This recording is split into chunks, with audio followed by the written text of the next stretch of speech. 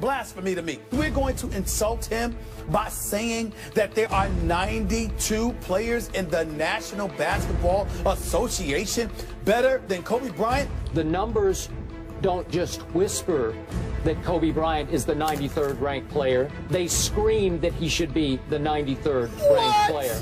What? If I was in front of you, I would throw some water or something on you right now. You'd slap me right in the face. It's so ridiculous what you just said. Yeah. I can't believe that I'm having this discussion with you. I just can't believe this. You are using the eye test, but you are seeing with your heart because you still love what Kobe used to be. That poll is a joke. That poll is disgraceful. That poll, I have no association with it. I don't care if ESPN's name is on it. It is no excuse. Kobe Bryant done 92 players in the NBA better than Kobe Bryant. The blasphemy that comes out of your mouth sometimes. I don't even understand you right now. Ooh, tell us how you really feel. TGIF, happy Friday, everybody. Thanks for joining us here on First Take. Molly Karam here with you. Skip Bayless is in New York. Stephen A. is in Philly. Gentlemen, good morning. What's up? Stephen A. Smith, you know, for once, it might be good that you're actually whatever miles you are away from me and we're not across from each other at the desk, because I think this is about to get heated. Well, I think you need to understand that the American public needs to recognize that you're not in Bristol today, which is where you usually are, because you were banned. You were banned from Bristol headquarters due to the idiotic arguments that you were making just yesterday. Everybody knows that, so they told you you're allowed to show up on the air. They showed you you're allowed to show up on the air, but you weren't allowed in the studio today. I think we all know why. Yeah, the truth is I'm back in my town, New York City, and you're down there, and where is it, like New Jersey or Philadelphia? I don't know where you are. It's my second home. It's Philadelphia. City. Philadelphia. I'm actually allowed in two places. Enjoy. You're not. But go ahead. The city of brotherly love. I'm not feeling a lot of brotherly love right now. But let me say, you both look very handsome today, looking clean. I'm liking that no-tie look there with the all blue and all black. So we will get into the big NFL games. Manny Pacquiao says he's in talks with Floyd Mayweather. And now we've heard from Matt Barnes. So we'll fill you in on the latest with the Derek Fisher situation. But first, what we were just alluding to, the other LA hoop story that everyone is buzzing about yesterday, Kobe Bryant being ranked number 93. Bryant laughed when asked if he heard comments from fans defending him. He said, yeah, I heard a couple of them. Don't need to defend that ranking. Nobody does, really. When pressed on what he thought of the ranking, Bryant said, please don't ask me about silly stuff like that. Now, after last year's ranking that placed Kobe at number 40 was announced, Bryant voiced his displeasure, saying, I've known for a long time they're a bunch of idiots, referring to the ranking as silly and laughable. So as you guys just heard yesterday, Stephen A. thinks this is ridiculous. Skip was actually okay with the ranking. Skip, what's your reaction to Kobe's response to all of this? Stephen A. Smith, because I do still love you like a brother. I'm going to try to take it easy on you today, maybe even easier than I took it on you yesterday.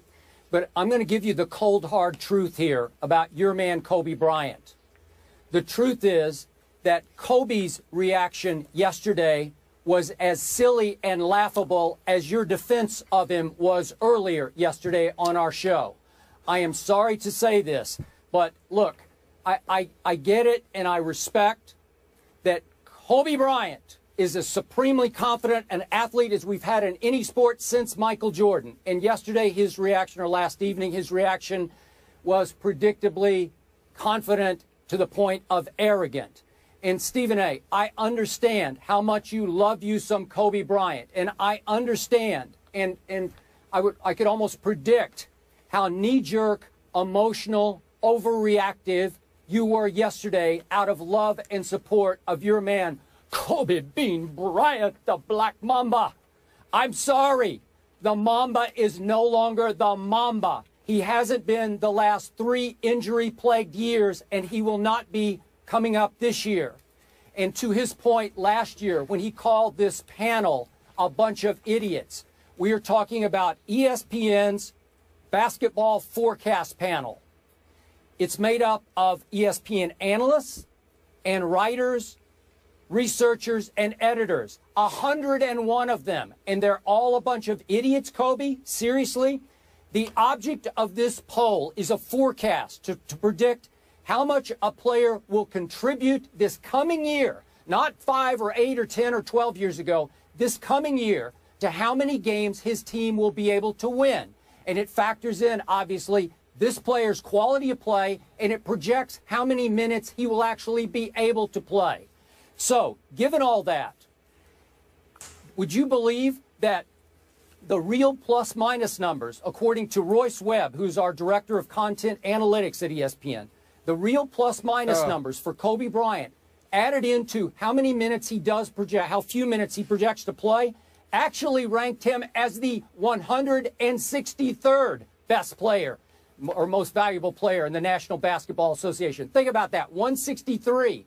But out of respect to what Kobe used to be, this panel, these editors, these writers got together and decided, hey, let's give him a break here. So they ranked him 93rd. They moved him all the way up from 163rd, which the numbers screamed that he should be, to 93rd, just because he used to be Kobe Bean Bryant, the Black Mamba. So we look at the last 3 years, and he ranked, going into the year, 25th, then 40th, then now 93rd. And I was told last night by some of the editors that each of the last 2 years, he has failed to even live up to those projections, that they overrated him going into each of the last 2 years at 25th and 40th. So I'm going to remind you once again, we're not trying to rank his box office appeal. We're not trying to rank his 5-ring legacy. We're not trying to rank how popular or how awe-inspiring Kobe has been throughout his career. It's simply the numbers predicting how much he will add to his team, and it predicts that he will add about 2 wins this year for the LA Lakers. I rest my case, and more importantly, I rest ESPN's panel's case.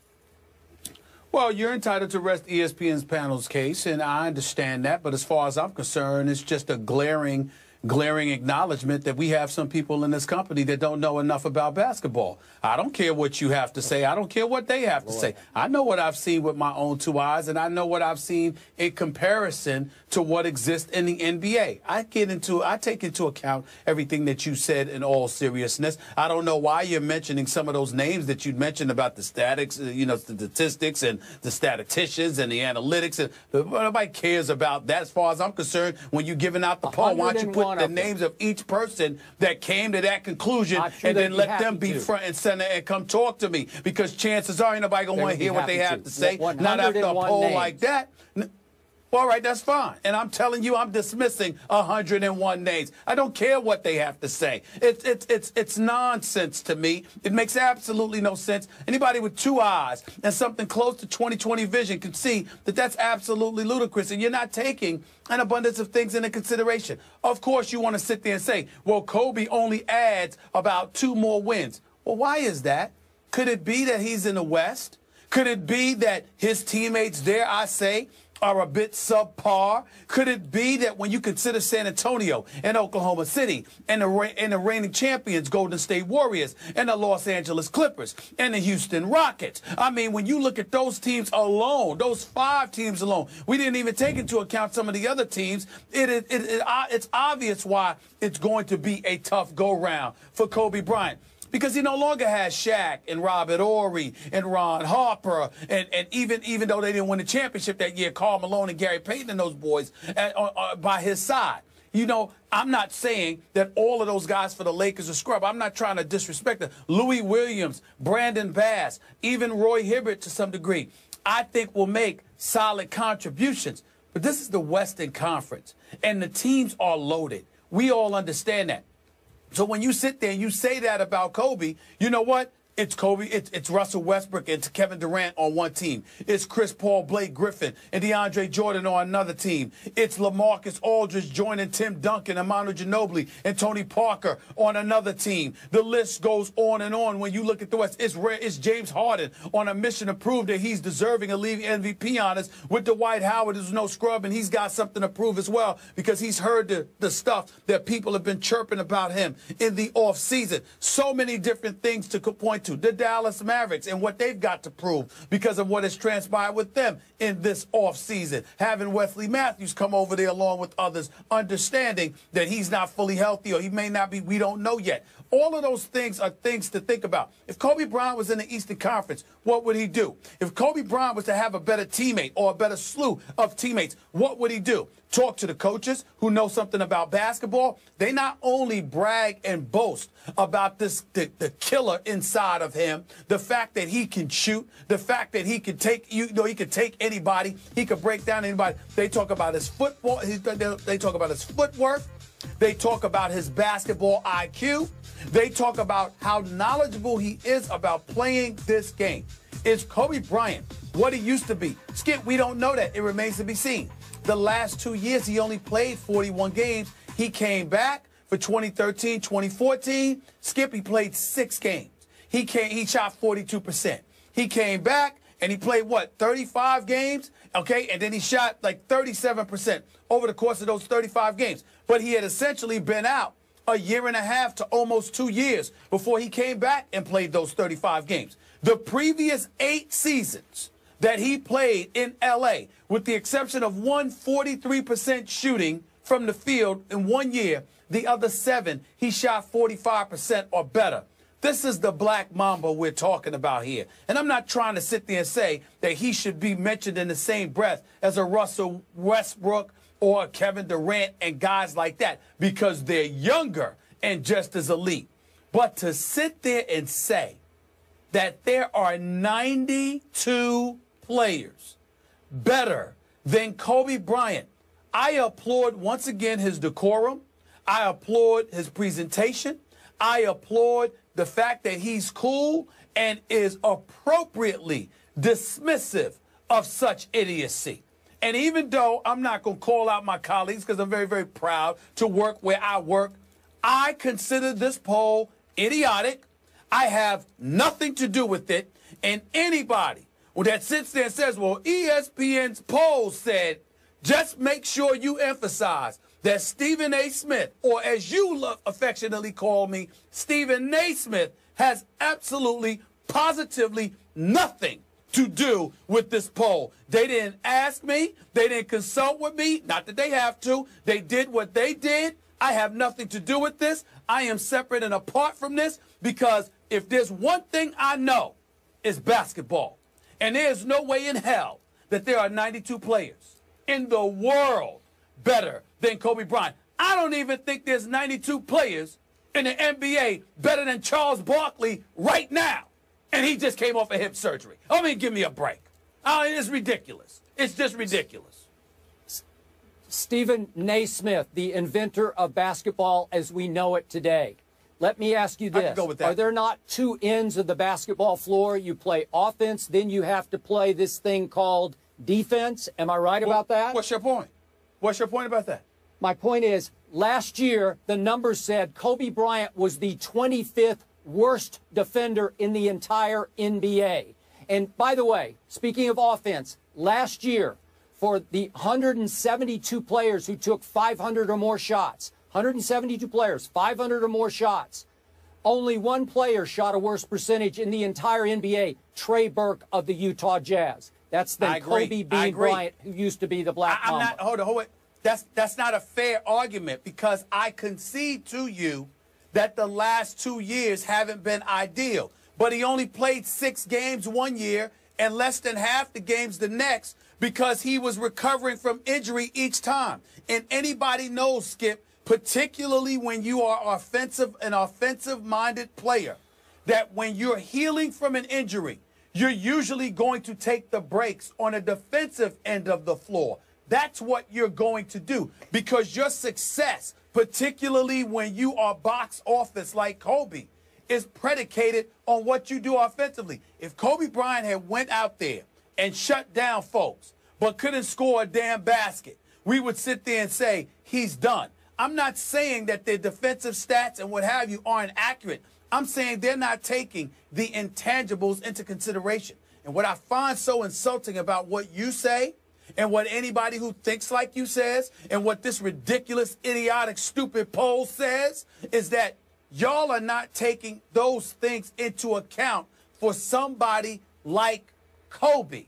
Kobe Bryant doesn't cheat the game. Kobe Bryant, he ain't perfect. I think he could do a better job of ingratiating himself with his teammates sometimes. We all understand that. We understand that some of the times, he gets hungry. He wants to get fed. The players are turned off by it. We've heard all of those things from players over the course of time, privately or publicly. But in terms of his skill set and what he has meant to the game of basketball and what he does on the basketball court, you know good and damn well that if we're talking about Kobe Bryant here and he's taking plays off or he ain't doing what he's capable of doing, you know that has a lot to do with him trying to find his rhythm, get his health back, and all of that other stuff. This is not some typical player, Skip Bayless. I'm talking work ethic now. This is not some typical player. Even you have to admit there is nobody that cares more about the game and about being great completely agree. Than Kobe Bryant. No. So that's the point. No, not even beginning to suggest that. We're talking about what will your body allow you to do at 37 coming off multiple serious injuries. Can you suddenly snap back to being one of the best defensive players as he was for about 12 straight years? No, he can't. He's not going to be capable. You've seen what's happened over the last 3 years. That's fair. That's fair if that's what they're saying. What I'm saying is they're talking like even if Kobe Bryant is healthy, because he's 37 years of age, he's not what he's used to be. He's done. I'm saying to you, tell me that you don't believe he's going to ever be healthy again, and I'll concede that because that's possible.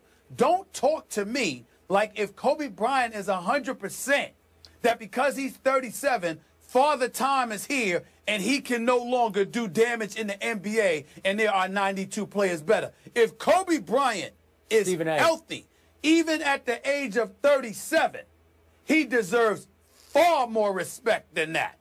That's all I'm saying. Okay, but seriously, after a human being has suffered that many serious injuries at that advanced age, how healthy can he get? Even if he gets to, by his today's standards, 100% healthy, it will be about 70% of what he used to be because they have taken a toll on his body. And I'm telling you that at 70%, because of his ability to shoot a perimeter shot, combined with the lack of basketball IQ, most players in the NBA have, not the superstars, but most second, third tier players.